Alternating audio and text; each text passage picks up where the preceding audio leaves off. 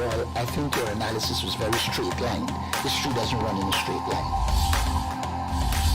Kid, you cannot tell your neighbor he is stealing ducks when you are stealing frogs. As High Commissioner, I was wrong. As Charandas Prasad, I reacted naturally how any person would have. I did not come here for that kind of abuse. I did not come here for that kind of abuse. If you're going to go along that road, I'll walk off. But it's all okay once they're talking. If they were talking, I could not have been here today. You got ADHD. I got that. Calm down. I think I've done enough in terms of taking our team out of trouble from losing. Come on, Lou Taylor. That's good. I'm reading the script now, and the first person that comes to my mind to play a detective, Yes, but the an Guyanese critic. erratic Michael detective, Rodriguez. is Michael Rodriguez. Why an African slap an Indian? Why a man and slap a woman? Look, Gildarie, you deal with that. You deal with that. We must encourage platforms like this because it brings together different people and allows for discussions to take place in our country on a multiplicity of fundamental issues. Gildarie, you apologizing for something you think I did is wrong. I don't want you to do that, and you should not have done that.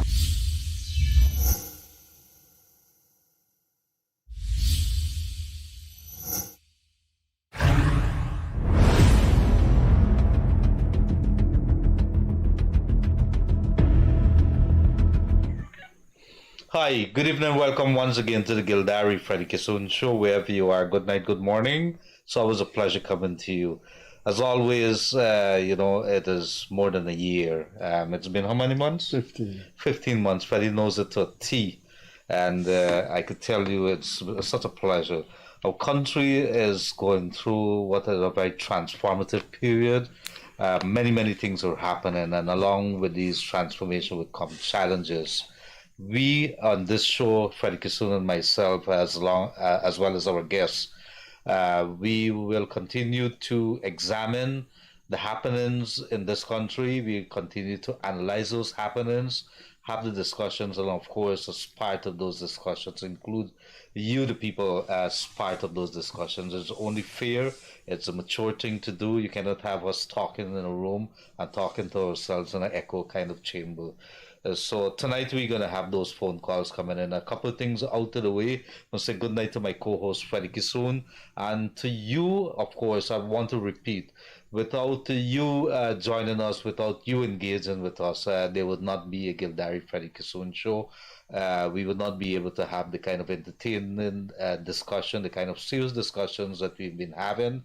We've gone from one extreme to the other extreme, whether it's entertainment, political analysis, history. We've done that. We've been there. We've been able to bring it to you. And along the way, along the road that we've walked together, it has been quite a learning process. And if that is what is needed to keep our government sharp, our opposition sharp, and all the rest of the stakeholders, well, so be it. We have to do those work until such time that Gildarie and Freddie Kissoon ain't able no more. I tell you, Freddie Kissoon ain't able because you can look at the stripe. Good night, Freddie Kissoon. Good evening. What's wrong with my I like it, a stripe. What's wrong with my T-shirt? Good evening, good morning, good afternoon to you. Yes, we have completed 15 months, and as we always say, when we started this program, we didn't know whether we'll end up in the bottom of the deep blue sea. But thankfully we haven't, and I think we have to thank our guests for that. The people who came here very early in the program, very prominent people with capacity to do things in Guyana, and they never turned their back on us. They came to the studio. They didn't say, look, man, we don't know where this program is. So thanks to your viewership, thanks to our guests, also thanks to, from my side, thanks to Leonard Gildarie. I've always said I think he's a fine journalist, and journalism is one of the professions seriously in this country that has been tested and found wanting. That's unfortunate, because I think medicine, teaching, and journalism are three of the world's top professions, and the people who function it should be proud of it. So tonight we have a call-in program. We usually set aside an hour and a half for call-ins because I think, as the advertisement said, the advertisement for this program said, if you don't tell us about things bad people do, if you don't give credit where credit is due to people who have done good things, the world in Guyana will never know. So come on the phone and give credit to a politician, a cabinet member, an opposition personality, a doctor, a lawyer, engineer, UG lecturer. Tell us the positive things they have done. Also tell us the negative things that have happened in the country that you have witnessed, or things you know that have happened in history that have not been revealed before. I could tell you if you call in, I could tell you about some of the things that have gone on that haven't been recorded. I mean, Dr. Walter Ronnie's brother almost died in the car with him. And there are things that man been through that you need to know. People that try to railroad him and what have you, send him to jail. So as our advertisement said, if you don't speak about it, Guyana, the world, and history will never know. So these Friday evenings, except for libel and personal abuse, say what you want to say. Tell us about the opposition that aren't doing what they're supposed to do. Tell us about the areas you find that the government should do things about. We've been around 15 months and these call-ins have been around as long as that. So the numbers are on the screen. I hand over to Gildarie, and before the phones call come in, I have something that I want to discuss with you and show you. Absolutely. Thank you very much, Freddie. And so there's a couple of happenings that I want to comment on. Let's not open the lines yet. We got to set the stage for what is to come. Interestingly enough, there was a statement last night from the Ministry of Natural Resources. I think the Guyana would have been following that big audit that would have been taking place on the expenses as proposed by ExxonMobil. And what it says is that there was up in the air that was for query $214 million US, and somehow or the other that amount was reduced to about $3 or $4 million US, and so the ministry and the government would have announced that they would have launched an investigation. And I think what is significant in that, and there's some other major announcements tonight as well, what is significant about that, this administration, I've been paying very close attention, and we have to hold our politicians' foot to the fire, or feet to the fire. Freddie, I don't think where you would have seen presidency not inclined to ask his people to step down or step aside. You see it it's something that seemed to be, if you lapse within this government here, you are going to pay the price. And I think the first one that would have happened, well, we know that he's been clear. Well, at least the alleged victim says that nothing happened, Nigel Darmlal. Well, he still resigned. Bobby Gusai at the Ministry of Natural Resources seems to be under the hammer now. Senior official who would have been said in that statement that he didn't conform to the procedures, and it seems as if some arbitrary decision was taken. And I just wanted to make that note. Not too long ago, you and I had a look at I think it's a press statement by the president, a televised statement, and two big things, because people have been calling us over and over about NIS and about passport office. And NIS, the government says there's over about 10,000 backlog cases in the diaspora and in Guyana. And if you're living in the diaspora, the president is saying, send your queries to the Ministry of Foreign Affairs. There's a diaspora unit there, and NIS has been ordered by the president or mandated by the president to make sure, and the cabinet, to make sure that it erases or try to dwindle down the number of cold cases, if you want to call it that. The second thing is the backlog of the passport that we have. We're having a lot of complaints, long lines, shortages of passport, people walking in, people paying big money just to speed up the process or get the passports.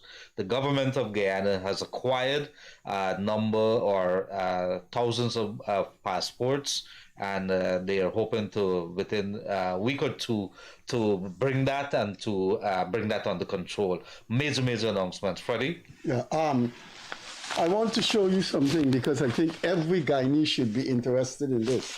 There have been 2 court cases on oil in which the anti-oil lobby have lost. Now, this is my article today in the Chronicle. The anti-oil lobby, a class analysis. It is an analysis of what the Chief Justice said when she dismissed one of the oil cases. Then there was one that came out yesterday. I will be assessing that. Now, read what the judge said in dismissing this court case. And you will see that what we have are a set of insane people without any knowledge of this country's economic direction, without any knowledge of political economy, that just decide that they will get at the government. This is the only area that they feel is productive, that will bring political capital to them, to harass the government and the oil industry. But just read, please, I'm asking you, read what the judge said in dismissing one of the cases, and then read what the Justice Priya Bihari said in dismissing another. This is what the Chief Justice said. And this is the kind of people you have to deal with. And this is where the newspapers, social media, and these kind of programs come in. They filed a writ against the oil industry. And when you file a writ, of course, you ask for things in the writ. The court has a term for it, relief. Mm-hmm. They filed a writ against the oil company and asked for 28 reliefs. This is what the Chief Justice said.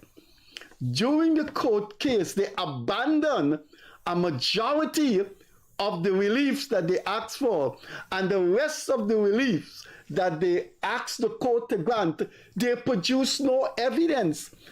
You know, it's like, let me give you an example. It's somebody taking the neighbor to court for a truck. The noise the truck is making, the smoke it is emitting is damaging the fence, it is discoloring the fence, it is damaging the flowers, etc. So you ask for a number of reliefs, and you produce no photograph of your fence being discolored. You produce no dying flowers in your gardens.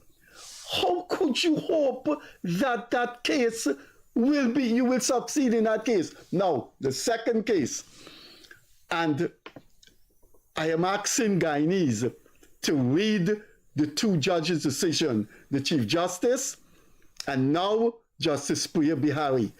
Justice Priya Bihari agreed that the EPA did something that was not proper. And then she asks, if I accept this case and grant you what you're asking for, the gas to show project collapses. It's done with. How could that serve the country any good? And interestingly, when the gas to show started, there are third parties that made investments. What are you going to do? Just dismiss those people investments? Dismiss the substantial amount Exxon invested? Just in one slash of my decision, all of that comes to an end? She said, no, it will bring no good to the country in bringing the gas to show project to an end. Now, before those 2 decisions, you had another one in which the anti-oil lobby asked the court to compel Exxon to submit or have an unlimited insurance in case of an oil spill. And that thing was so bizarre. How could you ask any company in the world to make an insurance guarantee of an unlimited amount? So the judge said they must have an unlimited amount, but he did not grant a stay of his, he granted a stay for a few weeks. And then the government wanted to stay until the appeal. Another judge granted the stay. The anti-oil lobby has appealed that stay. It means that if that stay is dismissed, then the Exxon investment comes to an end, because for Exxon to operate in Guyana, it has to have an environmental permit. If it doesn't proceed with unlimited insurance, the judge ruled that the permit has to be withdrawn, so Exxon has to go. And Justice Gino Prasad did the right thing. He granted a stay, because how could you bring the gas to shore project to an end? How could you bring one of the biggest investments of the Caribbean and the biggest investment in Guyana to an end? I'm telling you, this is what we have to deal with in Guyana, that people are not patriotic and are using their own selfish political agenda to hurt not the government, but to hurt the people of this country. You know, Professor Clive Thomas is not a PPP supporter. He belongs to the WPA. He was a big one in the 2015 government. And you know what he said? He said to argue against the oil industry existence in Guyana, given the large capacity to reduce poverty, is crass inhumanity. And that is the term I will use to describe people who's harassing the oil industry, harassing the government for narrow political agenda. And I say, I'm not a believer, but thank God we have very, very learned judges that could see the bigger picture. Thank you very much, dear Freddie, and I think you would have been able to capture it. I must say that there's a part of it that I want to add here. We have to look at also the courts. The courts are there to bring relief to people who believe that they've suffered an injustice, or if they believe that they want to go in a direction that may be good for the country, or any other relief that they're seeking. But you rightfully pointed out, it should not be so asinine that we just present cases to the court. If you're going to do so, when you're coming up against a giant like ExxonMobil, make sure that you get your facts right. You must point out also, I think you did, which is that EPA erred. It could have been in procedures and so on in granting that permit, but the court, I think the court was very solid in saying that if you stop it right now, imagine what is going to happen, a catastrophic kind of situation that's going to emerge out of that. Because nobody, and if you're a business person, you would know that you can't take certain expenses and it's unlimited. You have to put it has to have a finite value. Yeah, justice. And that is important. Assign it at 1 billion. Yeah, it means that our courts are thinking, and on one hand, you're saying that the EPA has to take note too. They have to follow the laws, and so do any other regulators within this country. If you want to have a country that is right, that is just, that is mature, you must adhere to the rule of law. The procedures are there. We have many cases now in which regulators, whether it is NDIA, whether it's NPTAB, whether whatever it is, are being accused of a whole bunch of other stuff. You have to follow procedures, Freddie Kissoon. And if you don't do that, you have a country which is Wild West. You must be able to do that, and the people must have relief to go to the courts. Numbers are 231-2982, 231-2982, or you could call us if you're overseas on WhatsApp, 637-1071. We could talk about local passports. People can call on WhatsApp too? Yeah, they could call wherever they want to call. So you could call us here. Let's just talk on anything on this, on what is bothering you. And it doesn't really matter. Let's keep it fair. Let's keep it respectful. And let us talk about the development of this country. And it's over to you, ladies and gentlemen. But Freddie, I'm really happy that we could be able to do or have this kind of conversation in a country in which we developing as a country, and we could be able, you and I could sit freely expressing our view, and the people are not afraid to be able to express. We're those overseas folks, man. Normally they jump on it. Look, there's one right here. Good evening, Carlo. Hey, good evening, guys. How you doing? Pretty good. All right. I moved to a little bit of tears with Freddie's emotional plea there just now. Freddie, this is not an attack. This is just a comment. I was quite surprised when you finally wrote something that would have been not pleasing to Glenn Lal, you were giving the marching orders. Again, it's not an attack. It's just a friendly conversation. Why did it took so long for you to remove the sand from your eyes? Again, this is a friendly comment. No, it's a legitimate question. And Norman Brown, the PNC activist in the UK, asked me in the interview. It would take up too much time for me to tell you why. I did not. No, you don't have to. You don't have to. No, I did not write. Again, I'll reiterate, it's a friendly comment. But I did not write anything in the Kaicho News at all criticizing the government's oil policy and the oil industry. I could be accused of writing in favor of what was Lal's position. I never did. I never, let me repeat 3 times, never in any column criticize Guyana's oil policy and Exxon investment in Guyana. I never did that. And I can testify to that, and I can testify because I've been following all your articles. No, as to why I stayed, I explained to Norman Brown, but he has his political agenda. He wouldn't understand it. I stayed at Kaicho and watched a lot of things that I should have gone. It's a complex moral issue. I stayed because I think what I was doing, people wanted, and I felt I was doing something positive for Guyana. I think people should stay in and fight for changes. I was doing a daily column for the Kaicho News, and I wanted people to know about what was going on at UG, in the police force, in the business community, etc. I just couldn't say I disagree with Glenn Lal.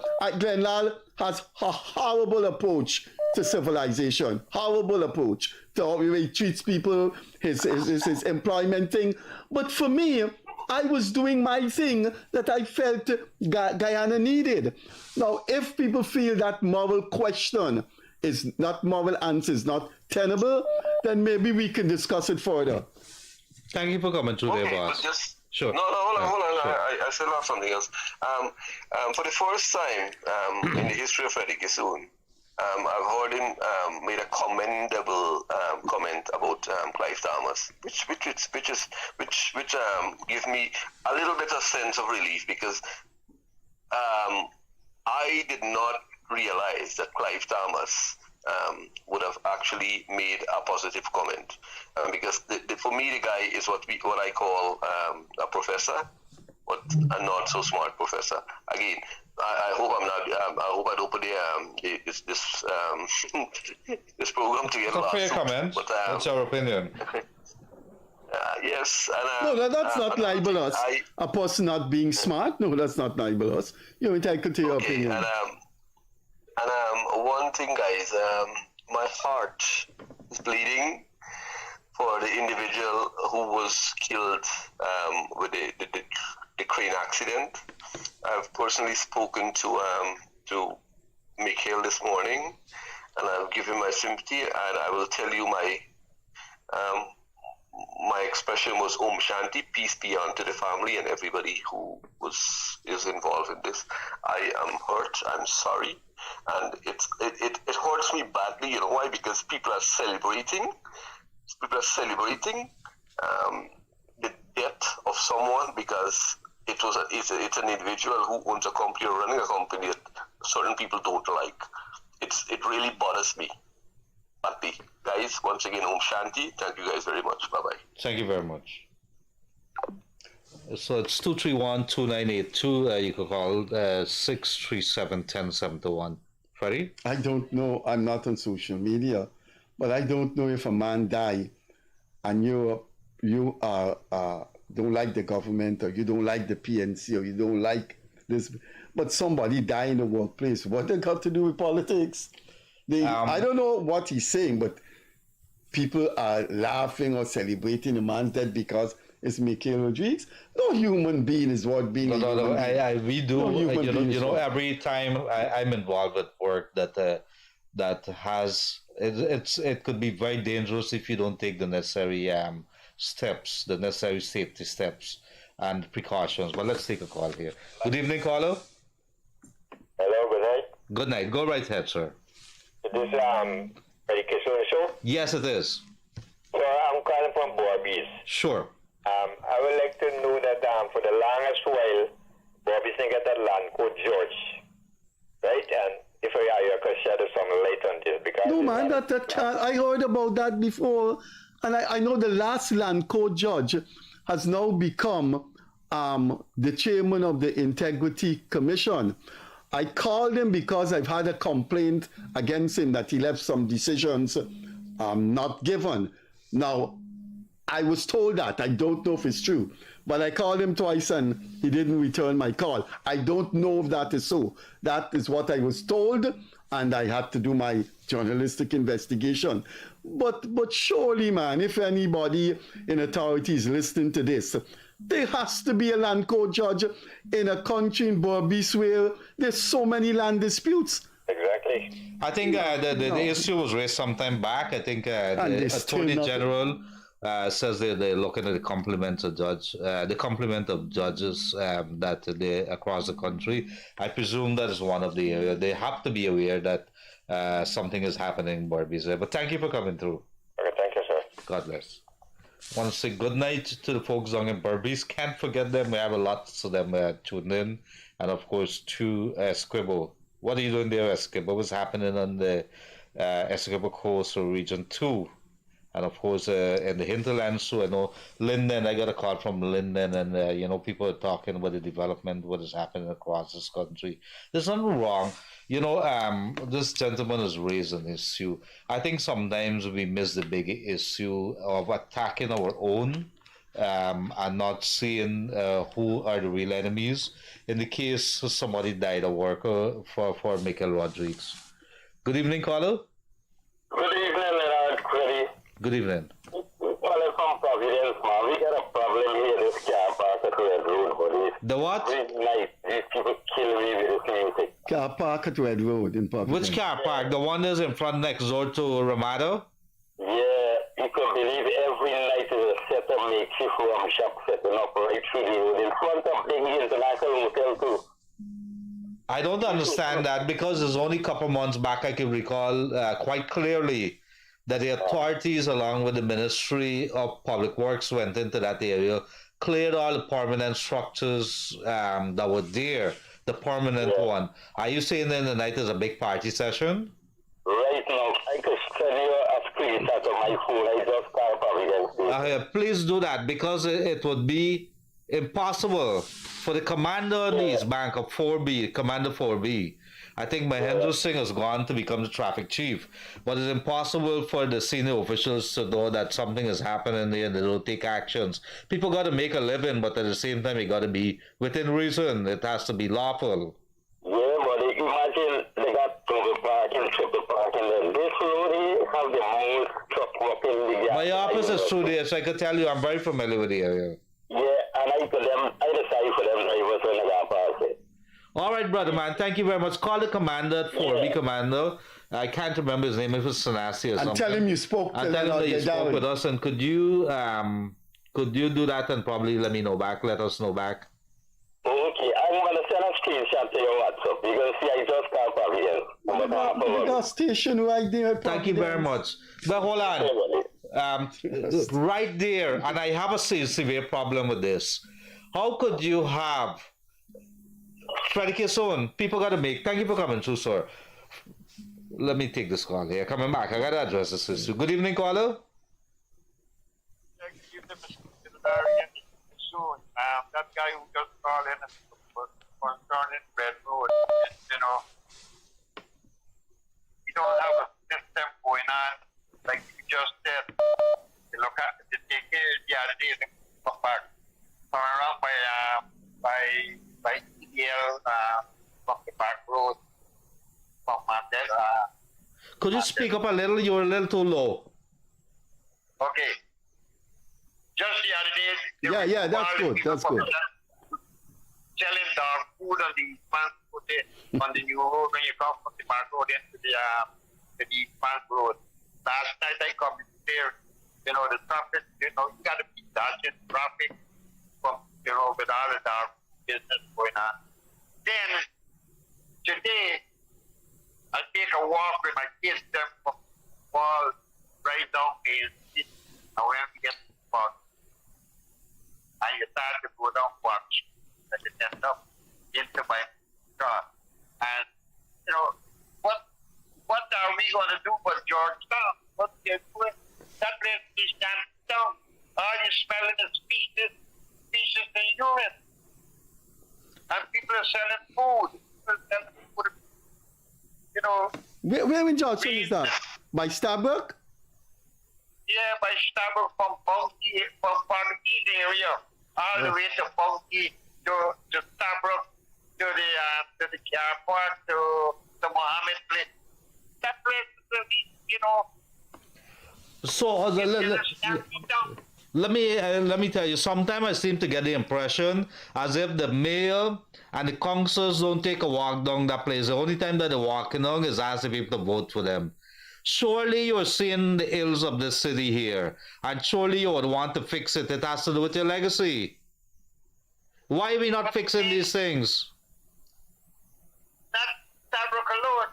The whole of Regent Street. People got to be walking on the street. Look, you want me to draw a parallel there? You want me to draw a parallel there?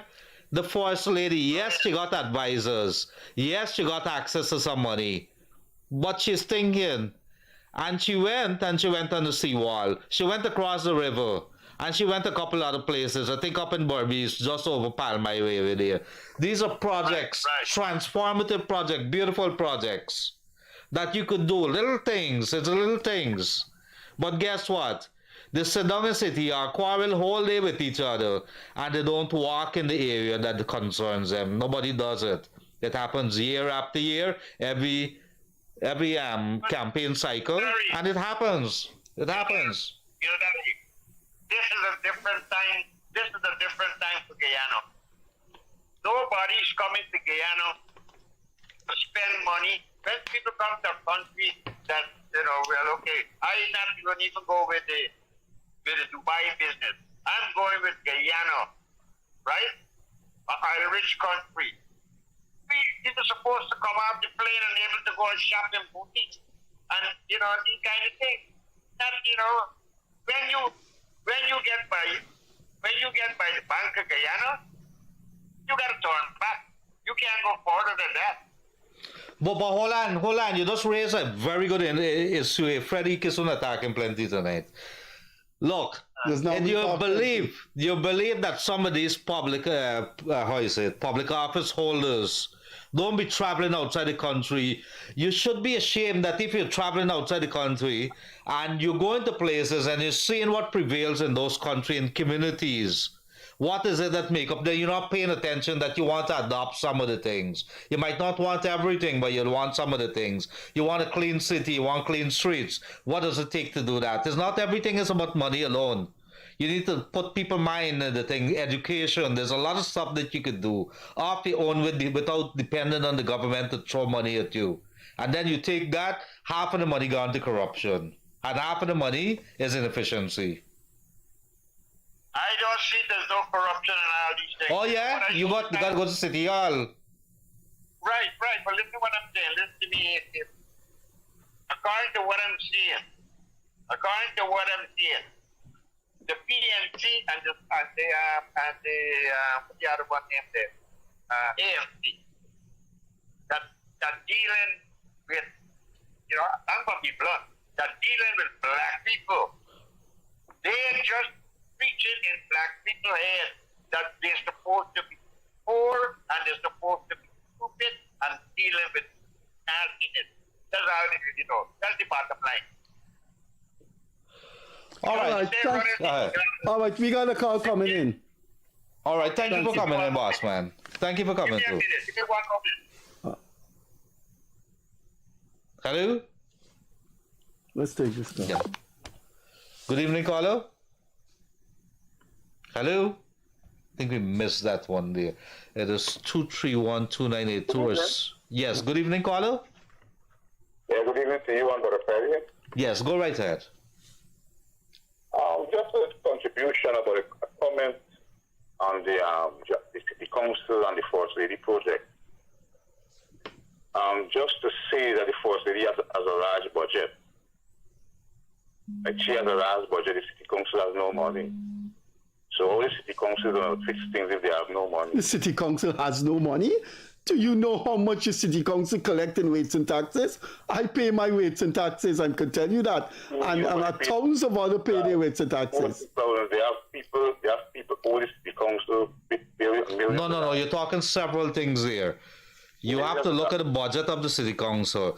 And if you are in business, you would know that you could... But Gildarie, are you saying that the people who own the city council, they should not pay their money? No, you're talking two different things, Bossman. Listen to me. I'm not saying that. I just asked a simple question. No, well, I'm telling you a simple answer. The answer is very, very simple. You're talking two different things. The collection of money and the non-payment of taxes, rates and taxes to the city is two different things.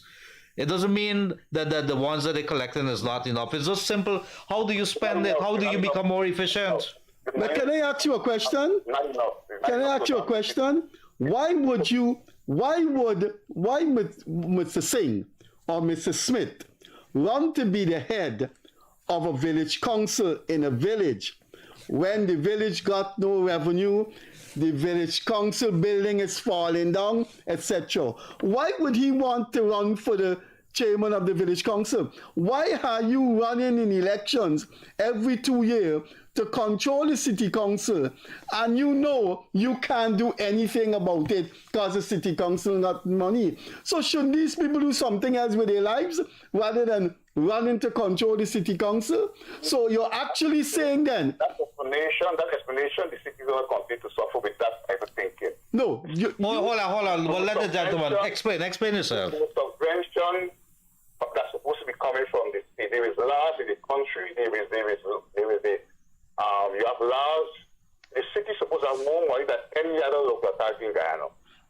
They're supposed to have the highest subvention. The government is supposed to pay up the money. The city needs the most money from the local authority in this country. And why are they not collecting that, sir? Who's in charge of the city? Who's been in charge of the city the last 20 years? And if you're asking different, well, then the city will continue to fall. No, but hold on. Who's been in charge of the city for the last 20 years? Let's look at that. Let's talk. Who's in charge? But they don't control the forest. They don't control. Who control the forest? They can't take the subvention by yourself. They cannot do it in parliament or which No. But they're in charge of their own budget. Are they in charge of spending their own taxes? The people who own the city council supposed to pay up their money. They cannot take it by themselves. Okay, so all right. Let me flip that on the side.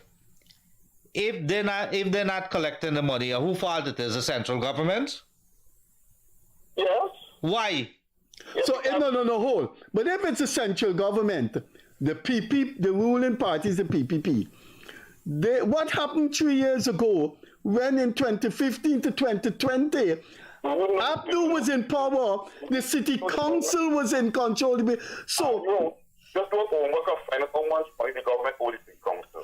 No, but you're jumping all over the place. Let's come back. Who's controlling the city, boss man?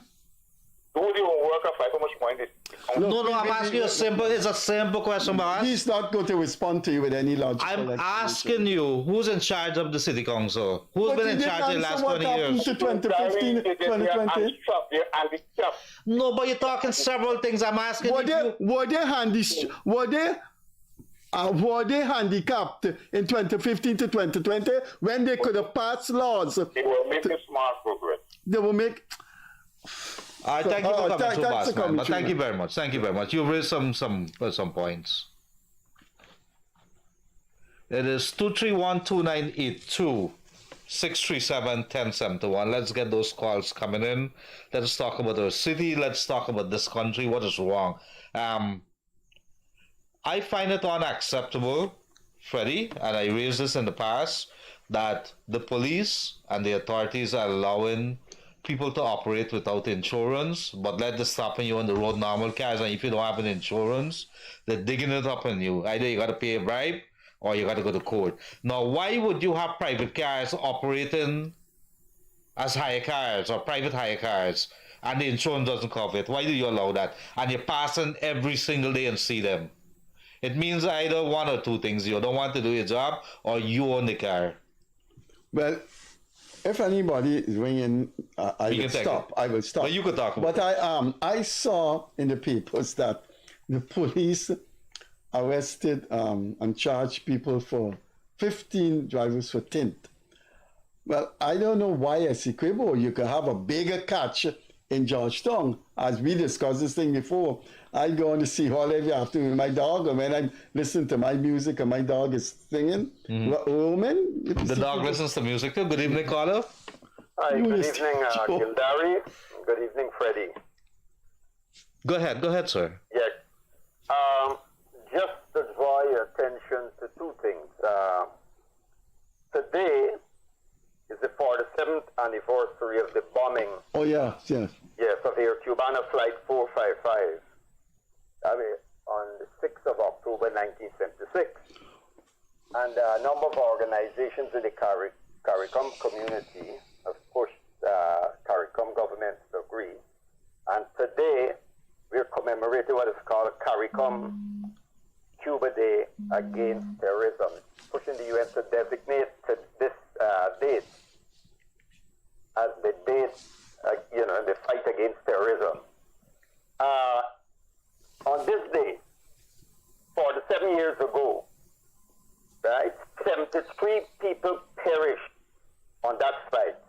57 Cubans, 5 Koreans from the Democratic People's Republic of Korea, what is referred to as North Korea, and 11 Guyanese. And what is interesting is Barbados, that didn't lose one citizen, Barbados every year commemorate this event, what took place. And Guyana, it's low-key in Guyana. Why? Why?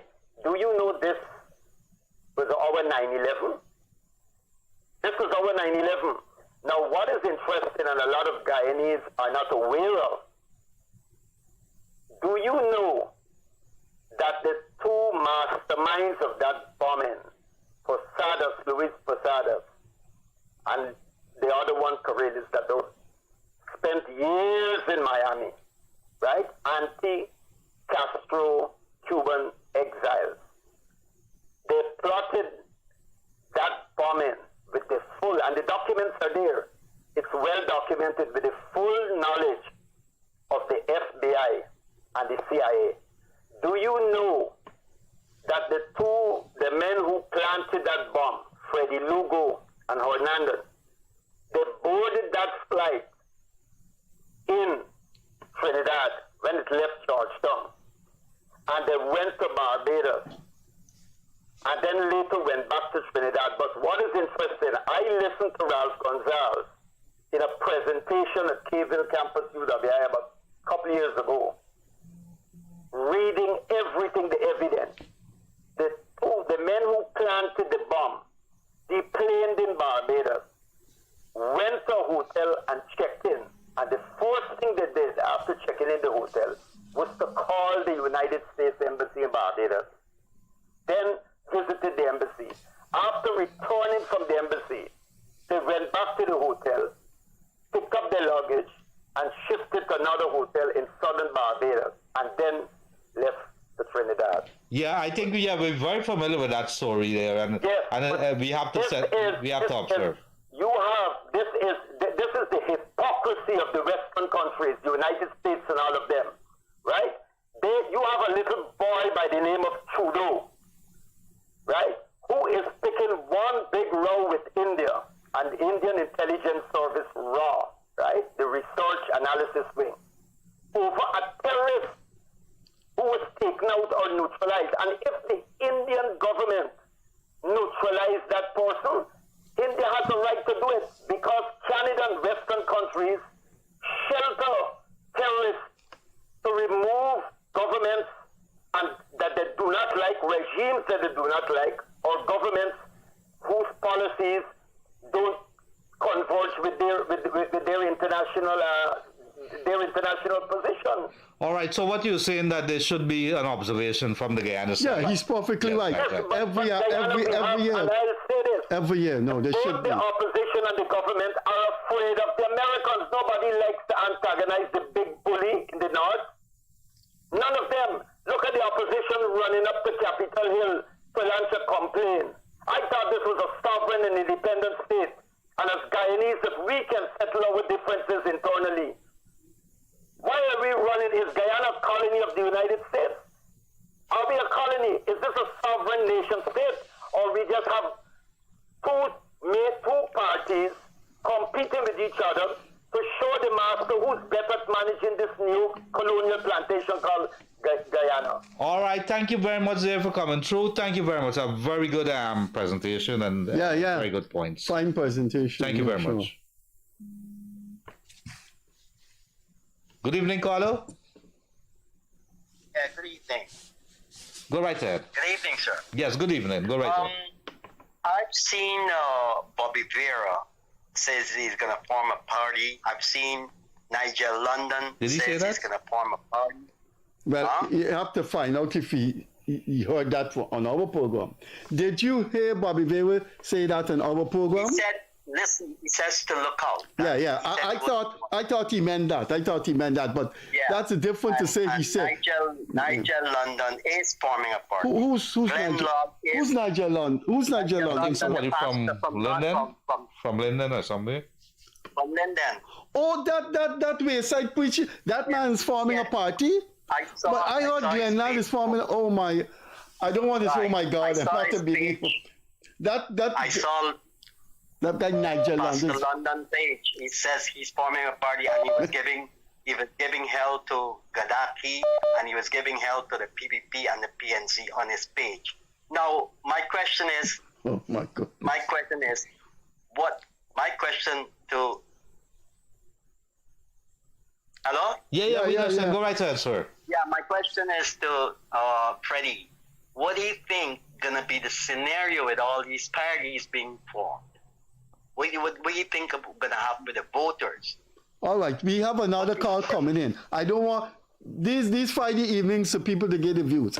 If we have time, I will do it. The call is coming in. Thanks, caller. Thank you very much, sir. Bye bye. Caller, good evening. Hey, good evening. Gildarie, I really appreciate you, man. And Freddie's my boy, man. He's a good people guy. In the 80s, I live in America for a period like 160 a week. As soon as we graduate from training center, I took a training center, we got to move. And I really appreciate what you guys doing there. And you got to stand up and tell them guys, just that's happening in Brooklyn, in Queens. I live in Queens. And the things we're doing there is not right. Well, we can't judge the content of the book for the cover, the content, what's going on. But this guy, Greg Law, he's the eye. He needs some lubrication because I got here for the mechanic, a diesel mechanic, and I go in the equation with myself. I'll be a diesel mechanic. He needs some oil somewhere. And the point I try to make to you guys, everything that the government do is Bharat. Bharat is the God. So that's why you constantly pushing this guy's name. Is a God. If somebody kills somebody, Bharat jack you. If a water not is Bharat jack you. If a black hole is Bharat jack. He's at 28 years old. I study Flambeau. All right. So, all right, point taken. Thank you very much for coming. Thanks for coming through. Bye bye. Good evening, caller. Hello. Could you lower your volume on whatever you're listening to, please? Is this Gildarie show? No, this is Freddie Kissoon show. It is Gildarie show, madam. You're right. Go ahead. Oh, okay. I'm calling concerning incident that happened at Reading Hope with the speedboat that get born up, 13 speedboat that get born up at Reading. Yeah. I read it, yeah. How long ago was it? Yes. A couple of weeks ago. It was On the 1st of August. Yes. It happened. Yes. And the president reached with the owners at Convention Center, and he offered to help us with a cash grant, which is $300,000 for a boat and some chickens. And it's two months finished now, and every time you try to make contact with Minister Indar, he would say that he's in a meeting and he would call us back and never. Hello? Hello? Yeah. Go ahead. Yeah. And never call us back. And if you try to go into maritime office there to speak to somebody, they would say they were in a meeting and they would call us back and nobody called us nothing back. has nothing has happened since the boats were burned. You've got nothing from the government. Nothing at all. No, nothing at all. Nothing at all. And nobody's telling us anything. And you said the president personally made a commitment to have this matter looked after. Yes, he did. He and Minister Ashley Singh and so was there at convention centers with all of us, the owners. And it was on the news, and so that the president reaches us, promised to help us, but nobody gave us anything until now, and nobody's telling us anything either. I'm going to send a message right now to Minister Deodati Indar and ask him to look into it. Thank you for coming through. Up to yesterday, we tried calling him, and he said he's in an important meeting, and he would call us back. And until now, he didn't call us back and tell us anything. All right, we're gonna Gildarie's contact him, and we're gonna send a text to him. I just sending him a text right now. We're gonna send a text. I'm gonna send a text to him too. Thank you very much for coming. You're most welcome. Bye bye. Freddie Kissoon, Gildarie, that's unfortunate, man. No, yeah. It's unfortunate. I hope. You take this call. Let me talk to the minister here. Let me just send him a message. You don't want to say anything? You're gone very quiet? No, but I'm not familiar with smartphones. Look, my smartphone. This is not a smartphone, it's a normal landline phone. Oh, this here? Yeah, yes, I thought the call was coming Freddie through. Kissoon is wearing a white pants today, ladies and gentlemen. I did, I thought the call was coming. Let me take this call. Torment here, Freddie. Your jokes are still. Good evening, caller. Good evening. Evening, Mr. Gildarie. Hi. Go ahead. I don't know if what You're breaking up. that calling program. You want to call it? You want to call on the landline? You're breaking up. You want to call it? All right. Okay. Thank you. So it's 231-2982, or you could also call 637-1071. Let us talk about anything under the sun. Good evening, caller. Go right ahead.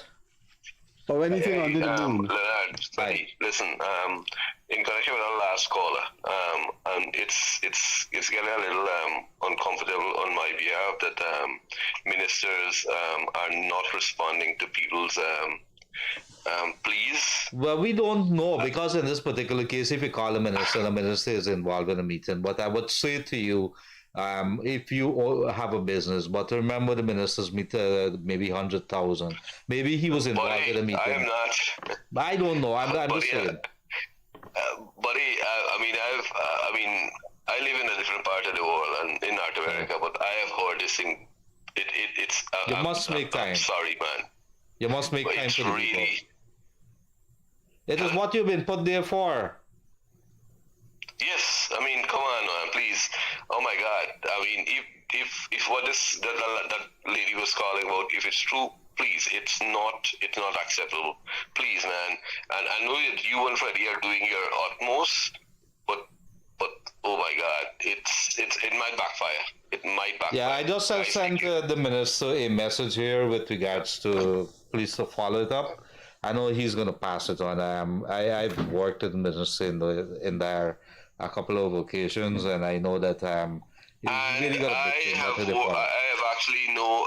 I'm going to send a text. I'm going to send a text to Ashley Singh, because she said Ashley Singh. Who is actually married to my neighbor back home, and there's massive complaints against him. Massive complaints against him. Against who? This is a guy who I love. This Frank Anthony, Doctor, the Minister of Health. I haven't seen him. Is he still around? Frank, he's a Minister of Health. I don't know. I don't hear from. I think Frank keeps a very low profile. Leonard and Freddie, this guy is somebody who I like. This guy is somebody. Yeah, he comes across as a good person. The guy is married to my sister, if you have to ask me. But when I said my sister, Your Rocky sister. Your Iraqi sister? Yes, my Iraqi sister. Shanti Singh is my Iraqi sister. Yes, and this guy is I'm sorry, but I think he doesn't fit into a minister position. He is a disgraceful minister. I'm sorry, but don't publish my number or my name on that screen, please. No, it doesn't. Thank you very much for coming through. Take care. Wherever you are, I want to say good night to the folks in New York as well as North America. Good evening, caller. Yes. Go right ahead. I want to make my point right now. Let me tell you, you guys doing a good job. You hear me? I just listen to y'all with critic and everybody. I know this is a critic platform where you guys use it. Let me tell y'all something. You see the picture that painted in Guyana. My man, do me a favor. I live in America with 30 years. I'm young. I'm only 45-year-old. You hear me? And I believe in my Guyanese. Like everything. Yo, it's hard to change people. Everybody gonna get their own opinion. Like this country is moving right now, but I'm gonna tell you one thing. There will some people will never see it moving. You know why? Because some people just believe in living in what do you call it, a banab. And some people believe in moving on. And it's so hard. But here what has happened. What some people don't realize is that when you become a president this year, you deal with 15-year-old kids. And if you treat those kids good, they're going to become 20 and they're going to vote for you. But you know what? You raise a very fundamental point there. If you look at from 2020 August when Irfan Ali was sworn in as president of Guyana. You better believe, you want to know something? They cannot, I'm not going to say PPP or nothing. Do me a favor, my brother. My woman name is black, you hear me? I don't have no races in me. God bless you, my friend. But the point is just like, yo, it's so hard to change it, bro. It's so fucking hard. No.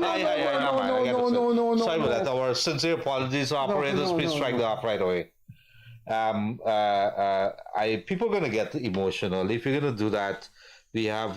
shouldn't speak like that. I guess he's become very emotional. If you're going to do that, right away we got to cut you off. My apologies. Y'all don't use bad language on this program. Good evening, caller. Go right ahead quickly, please.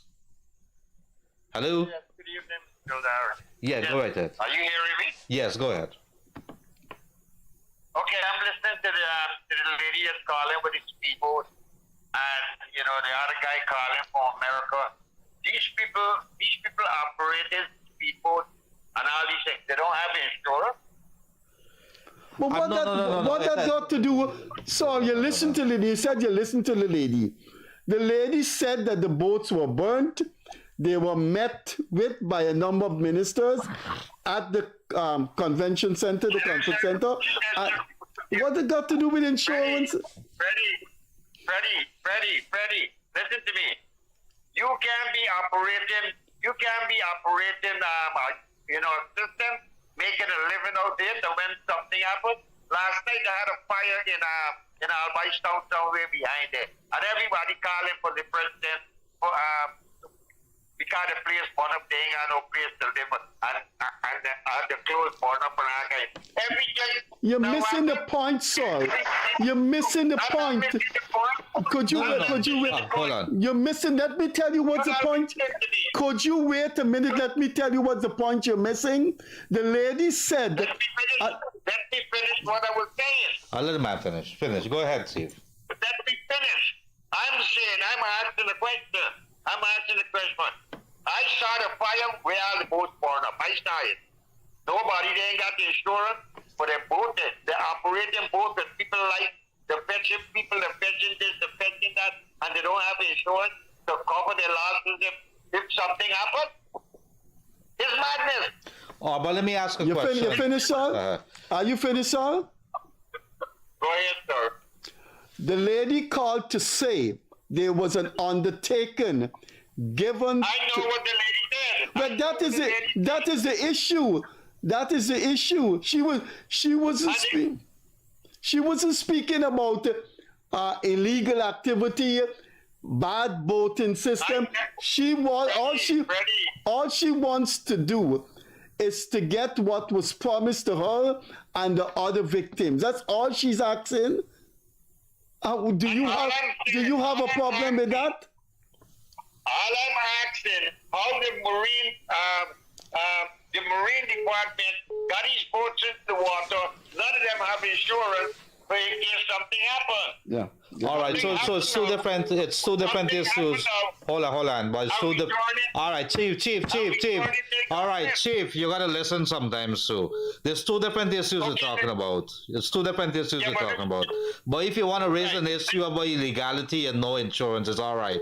But the lady specifically says there was an undertaking by the president, and she's just raising that. But I hear you. You have a very critical point of what you're saying there with insurance, and I think it's a very valid point. Thank you very much for that. They had a fire. Okay, one more thing. They had a fire at Parica Market. None of them people with them stars that had insurance for the merchandise. People got 10, 15, $20 million worth of merchandise and don't have insurance. And when something happens, you're looking for the government. What is wrong with that? Come on. What is wrong with that? Okay, so thanks for calling. Let's take this call. Let's thank you, this brother. call. Thank you. Hello? No, thank you. Okay. Good evening, caller. I think we missed that. Yeah. No, but it's two different issues. We can't confuse it. We can't confuse it.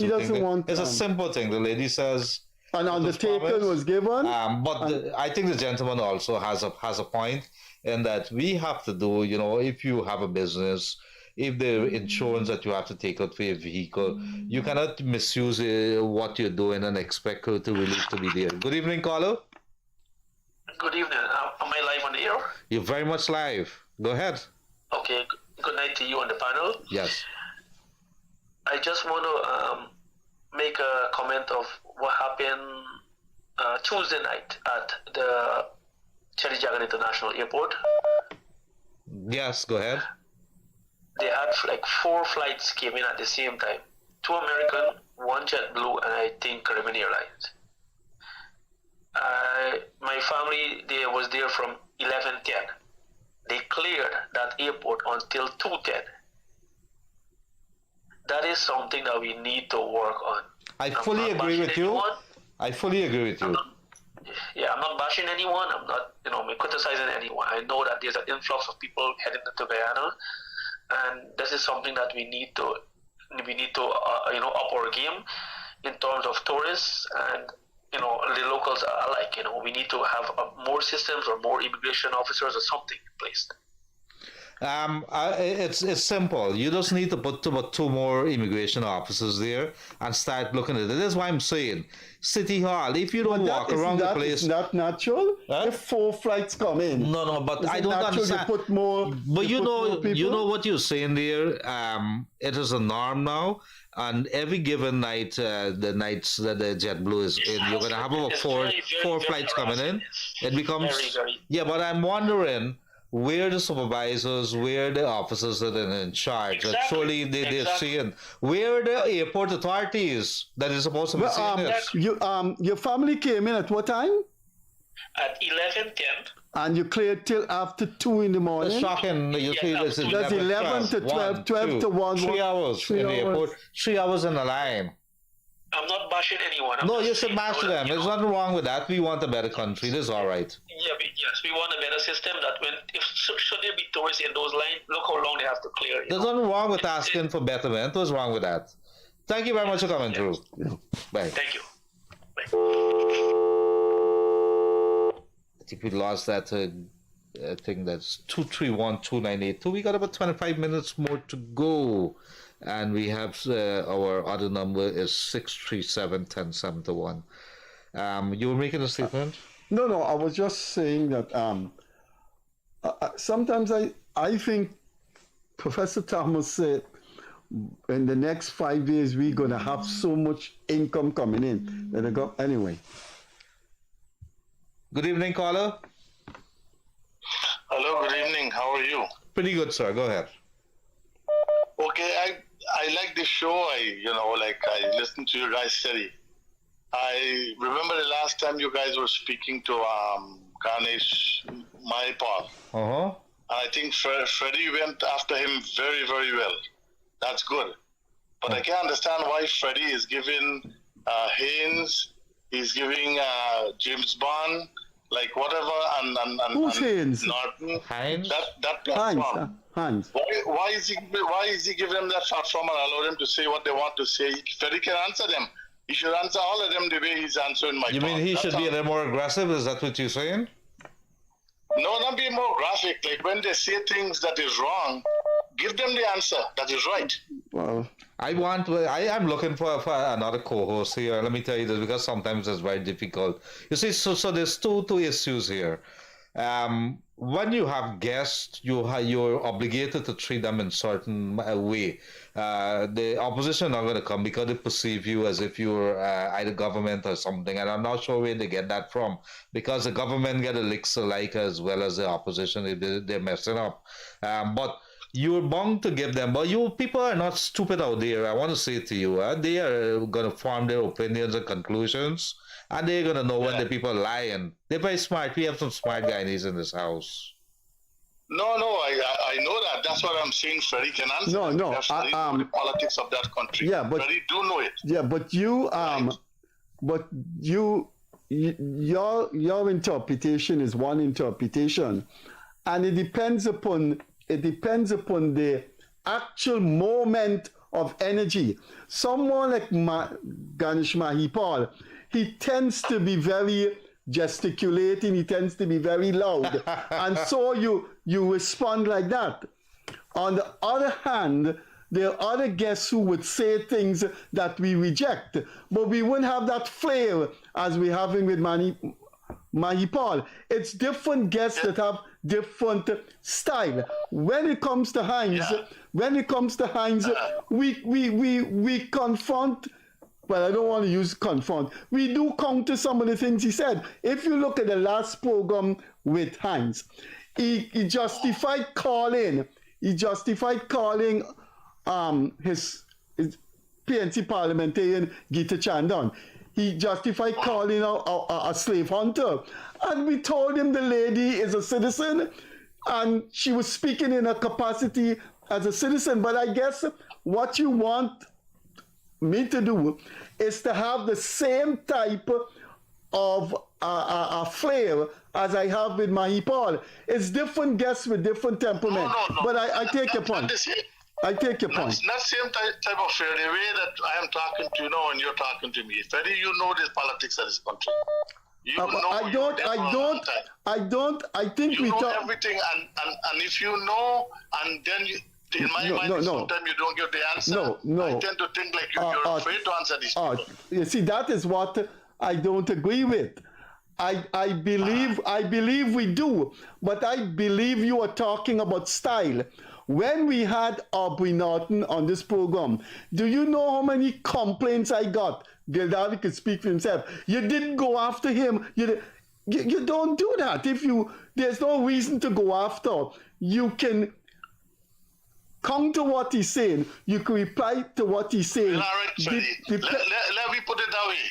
Right? I want to take up much of your time. Okay. I want you to counter because you know how to counter. Okay, thanks. Thank you very much for coming through. Thank you very much. All right. Take care. Good show. Sure. Thank you. Bye.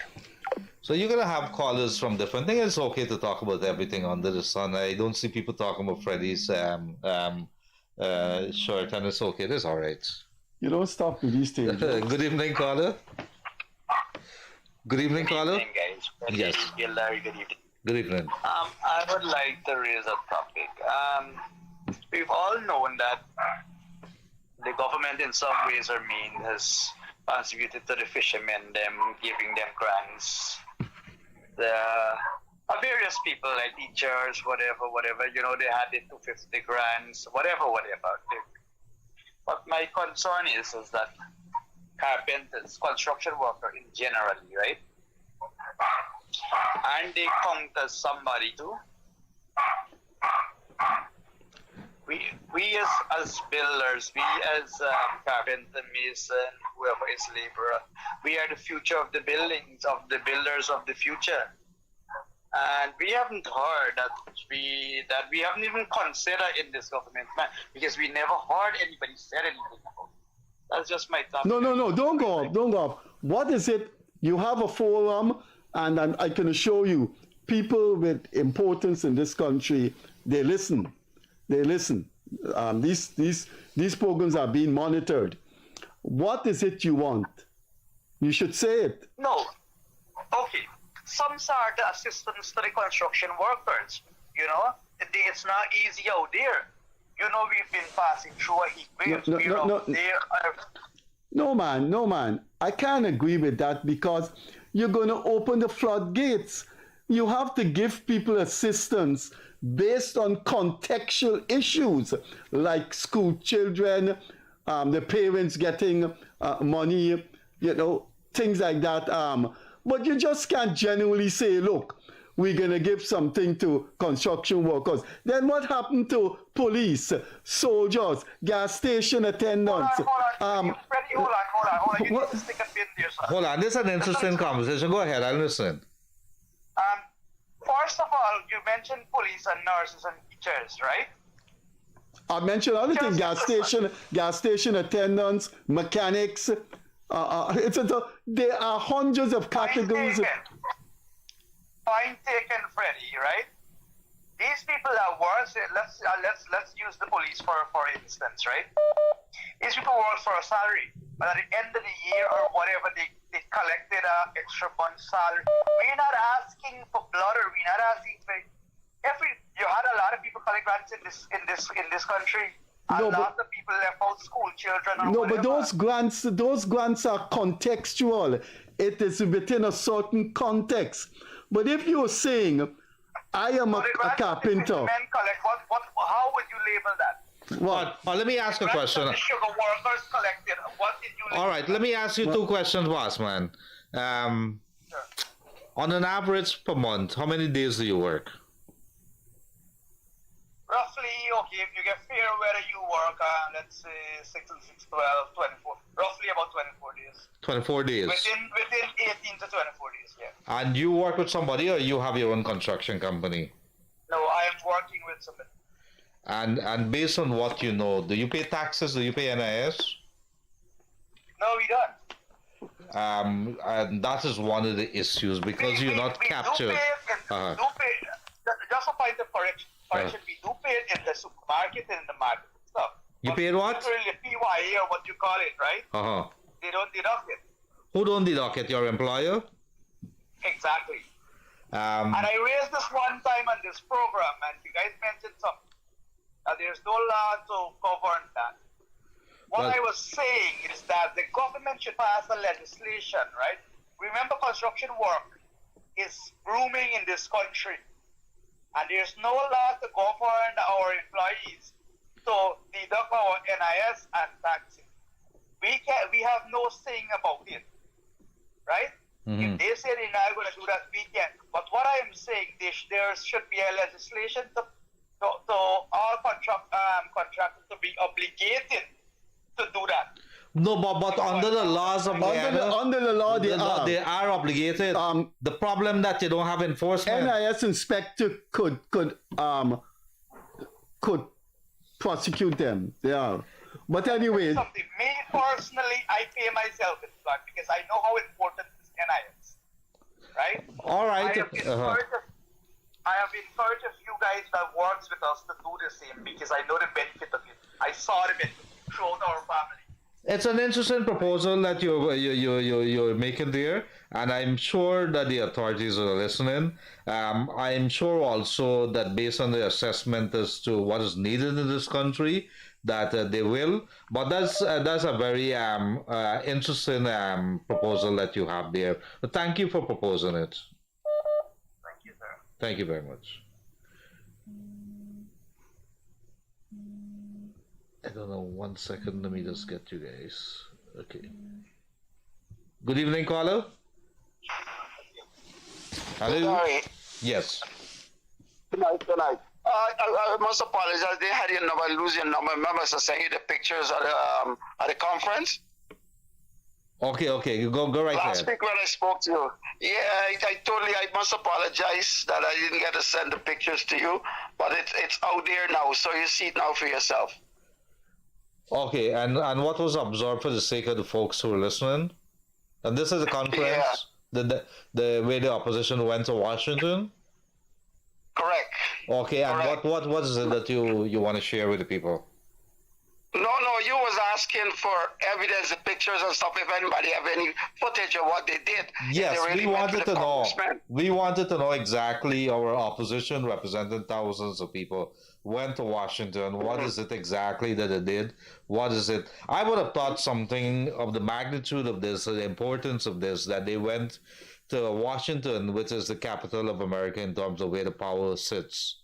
And they would want to make a presentation to the leaders that are there, the powers that be. I would thought they would have put these things live. I thought they would have been photos that's coming out and statements, a lot of statements that we have made a case to the powers that be. I didn't see anything much. I was wondering. That's why I asked you, could you give me those things if you have it? Well, right, because everybody know there was a crisis in Washington. And they had to go to meet them instead. Go to the Capitol to meet them instead. That's why you couldn't get a lot of information at that time. So no, but it is not on the onus of the Washington folks, the powers there, to issue those statements. It would have been on our leaders that left this country. Are they back? Yeah, I know. I think they're back. But I think in that context, I would have raised it because we have to know what our opposition is doing. We have to know what our government people are doing. It's only fair that we ask. We pay in Parliament, through Parliament taxpayers' dollars are funding them. I agree with you. But today you didn't watch the conference, the press conference with Aubrey Norton and them, did you? No, I have to go look at it. Thank you very much. Well, they have a lot of information out there, okay? Yes, thank you very much. We definitely look at it. You guys have a good night. Yes, good. Bye. And there's nothing wrong with asking our opposition. In fact, Freddie, in any given society, we want to know what is happening. I would like to see more laws, more proposals by our opposition being made in Parliament. Let's see what happens, because that's what we expect them to do. They're getting duty-free concessions. They're getting a salary, a stipend from Parliament. We want you to work. We want to know what is it that you're doing. Just can't be sitting there collecting the people's stipend and doing nothing. 231-298. 2 years collect salary from anywhere? I don't collect salary from anywhere. I need a You need what? I need a. Don't mumble the thing, man. I don't get paid for my Okay, you don't. I don't get paid for my Chronicle. You're doing a free column in Chronicle. I'm doing a free column from Chronicle. I was never into money. I mean, you need money and you have to live. I spent 26 years teaching at UG anyway. I guess you're getting pension. Good evening, Carlo. Some kind of pension. Excuse me, I'm sorry. Good evening. I'm calling you from New York. Yes, good evening. Very interesting program, and I've been following you closely over a period of time. I made a few bulletins here. Guyanese seem to be looking to America for everything, and I think that's wrong. America has no moral authority. Hello? Yes, go ahead. Yes, America has no moral authority. Is it the Gildarie show? Yes, it is. Go on, sir. Yeah. Oh, I'm sorry. Yeah, America has no moral authority to guide anybody when it comes to democracy and all of that. So it's just a waste of time, Guyanese coming to see the congressmen, congresswomen here. Second thing is, because I made some bulletins here, the city council, there's too much politics going on with Georgetown. The council cannot pay everything. The government has to step in. And when the president was out on the road the other day, taking care of garbage on the streets, we know that was just a photo op. So it was a waste of time. Second thing, the other thing is the playgrounds that were opened by the minister. Hello? Yes, we listen. There was bad work done on those playgrounds. Either they weren't finished or there was incompetence in the construction work. And this is a thing that has to be tackled in Guyana, because there's very poor construction work and nothing is being done about it. There needs some laws to be done with that. And the other thing about it, the last thing I get on with when it comes to America, is that when Pompeo came into the country there during the election period, when he read them the Riot Act, that was it. that was everything was over. So what I'm saying is that I love my country, Guyana. I've been in this country over here in North America for over 40 years. I've been back home for about 4 times. And I mean, you guys are doing a good job. And another thing too, which is very most important, you always have people on your show speaking about sanctity of contract. There's nothing about sanctity of contract, my friends. If there's a bad contract, it has to be renegotiated. How do you do that? Okay, for the sake of argument, how do you let's discuss that. How do you do that? Yes. How do you do that? Okay, let's look at it this way. Niger, which just had a coup. The French were getting uranium or something like that at 80 cents. That's not the same. That's a bad analogy. The government of Why do you say that? Well, if you listen, this government thing with Exxon is a democratically elected government which has subscribed to a number of international laws, commercial, financial laws. The analogy with Niger is not the same. A military coup occurred there in which the military took over power. So it's a different context. But when you talk about sanctity of contract, you have to understand it's not a contract between one corporation in Barbados and another corporation in Essequibo. That contract with Exxon and the Guyana government has tremendous international implications. A government just do not tell one of the most powerful international corporations in the world, backed by international law, come to the table, we want to negotiate or you can leave. That has tremendous implications for the host country. So when Mr. Kissoon, I respectfully disagree with you. I respectfully disagree with you. I respectfully disagree with you. You live 40 years in the United States. We are living in Guyana. We have seen international interventions in this country and how it has negatively impacted on us. We have to ask the people of Guyana if they want the government to drag Exxon on the table. A lot of these things about oil, and Dr.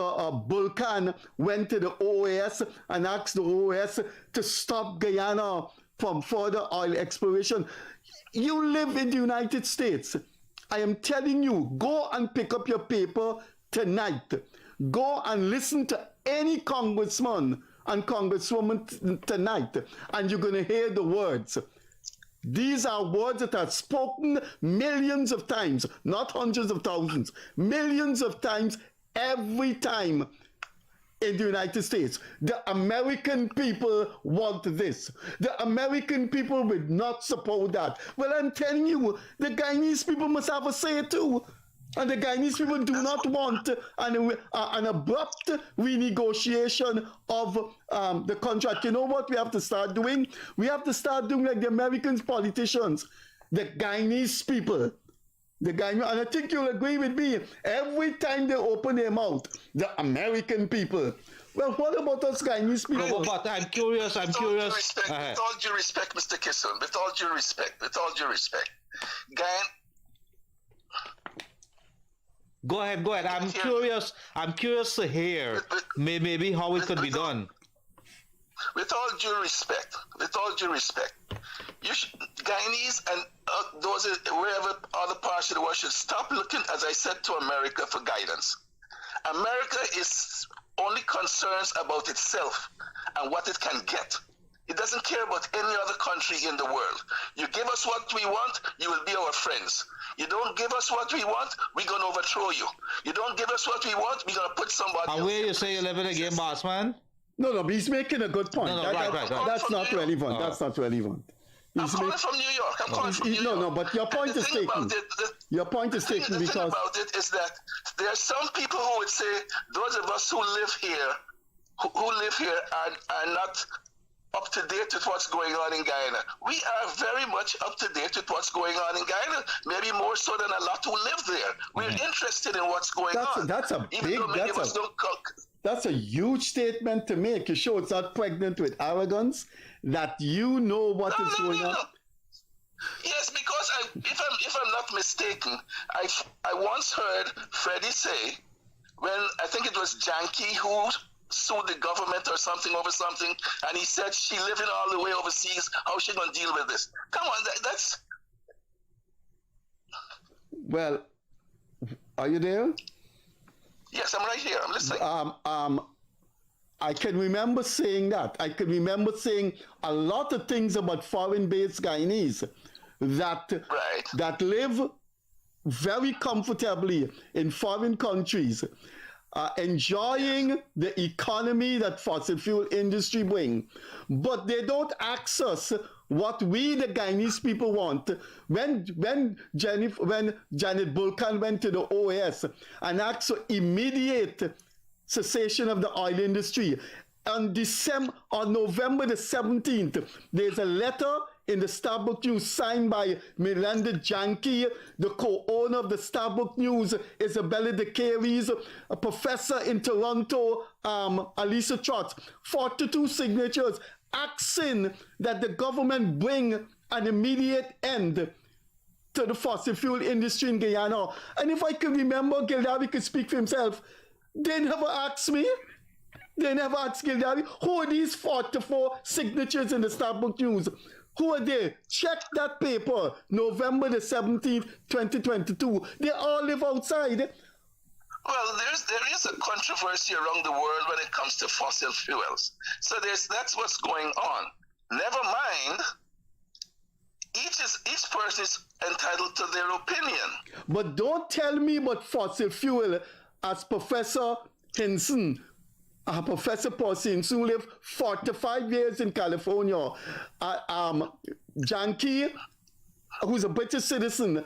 Isabella de Caries, who's a British citizen. And the current UK Prime Minister, right, is backtracking on zero emission by 2030. Don't tell my people, my country, about fossil fuel industry when you are living in other countries that benefit. No, Mr. Kissoon. No, let us. You can't say, don't tell me about my country. No, don't tell me about my country. Also, I'm asserting that. Don't tell me about my country. I live in my country. I live in my country. If I may say, didn't Janky write a paper in relation to the EPA? So she's very much up to date as to what's going on with the fossil fuel industry in Guyana. Why you think Joel Bagwandin has written many exposures of the false arguments of Janky? Why you haven't called him? Why you cite Melinda Janky? I think Joel Bagwandin, the best financial expert in Guyana, who lives in Guyana, is a citizen of Guyana. I think he better understand the fossil fuel industry than Janky that you seem to be quoting. Anyway, so go ahead. All right, but interesting. Who is more knowledgeable and who is not more knowledgeable? We could speak about Adams. Adams is very knowledgeable about oil. He speaks about it when he gets ready. Does he not? Adams is very knowledgeable about oil. I wouldn't doubt that, but so are other people. Okay. So everybody has their view. Adams once said, pump, pump, pump. And some people are saying, no, don't go that far. So we all have our opinions on oil. But the most important thing that brought it must be backed by Guyanese, it must be backed by what the Guyanese people want. All right, but interesting argument and interesting comments, and I like it. I like it. This is how we could talk about the development of this country. Thank you for coming through, Chief. Yes, it's interesting. But those of us who live abroad, don't throw us aside because we're very much interested. Some come home very often, and some don't. And I can tell you for a fact that a lot of Guyanese there are invested in this country, but the reality is also over here. You see, if you're in it, you understand it too. It is difficult to contemplate that you want to put an end to the situation. I want to make this quite clear to you. I appreciate your intervention, but I want to make it quite clear to you. I don't embrace and I don't have respect for people who are telling me about the bad investment in my country, the things that would harm my country, and they are living in other countries with those very harmful things. I think that's a double standard. No one is telling you, sir. No one is telling you. So no one is telling us. So no one is telling us. All right, I think we have been advised by our operator that we're out of time. We thank you very much for coming through there, Chief. I thank you, gentlemen. Bye bye. We take one call very quickly, and that's it. That's it. No, we got 3 minutes more. We got 3 minutes more. Yeah, of course. All right. We started at 9:30. No, I've been advised that we're out. But we started at 9:30. You thought it started at 9:30? So you want to take one quick call? Let's go take one quick call. Or was it anyway? All right, one quick call. Good evening, caller. Quickly. Hello. Yes, very quickly, sir. We out of time. Very quickly. Quickly. This is Freddie. Freddie, in one of your columns earlier this week, you wrote that the Canadian Parliament honored a Nazi soldier, former Ukrainian soldier, who was in the German army. Yes, who worked. Parliament did not. Hold on, wait. The Parliament did not invite him. He was invited by the Speaker of the House, Anthony Rota, who's no longer the Speaker. Well, isn't he a representative? If the president invites somebody to Guyana, isn't that Guyana inviting them? He's the Speaker of Parliament. He acts for Parliament. How you can divorce? If the head of the Speaker. Let me finish now, man. Yeah. The Speaker of the House invited him, right? And he did not properly vet the man. That is the issue there. So if the Speaker of the House stand up and say so, right? So, okay, good man, everybody get up and share. And this is everybody, right? But the invitation was extended to the man by the Speaker of the House. The All right. Office of the Prime Minister. So you want to make that distinction? I want Freddie to correct it. To correct that he wasn't the Parliament didn't invite him. That's what you want me to correct. The same way you told that guy just now, you don't want people living outside to tell you what is going on in Guyana. So when those of us who are living outside try to correct you, accept you're wrong, apologize. Well, I don't accept the distinction you're making. That the Speaker of the Parliament invited the man. Therefore, the Speaker was representing Parliament.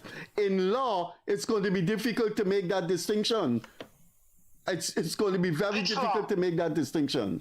All right, we out of time, Baba. Thank you very much. Chief is all right. Thank you very much, man. I think. Yeah, one more thing, Leonard, one more thing.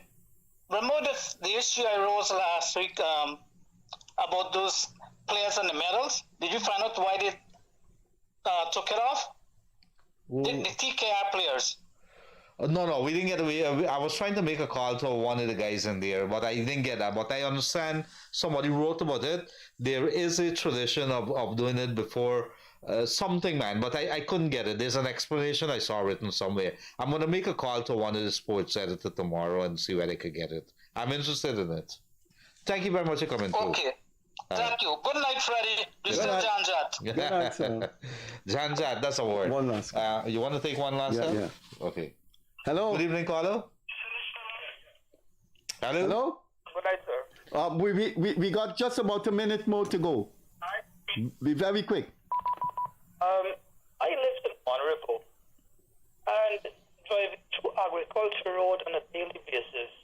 I've noticed that the people from the western side of the road would do dumping on the eastern side. And I was also told that a councillor from the other side, that is Triumphant, lives in one of those houses.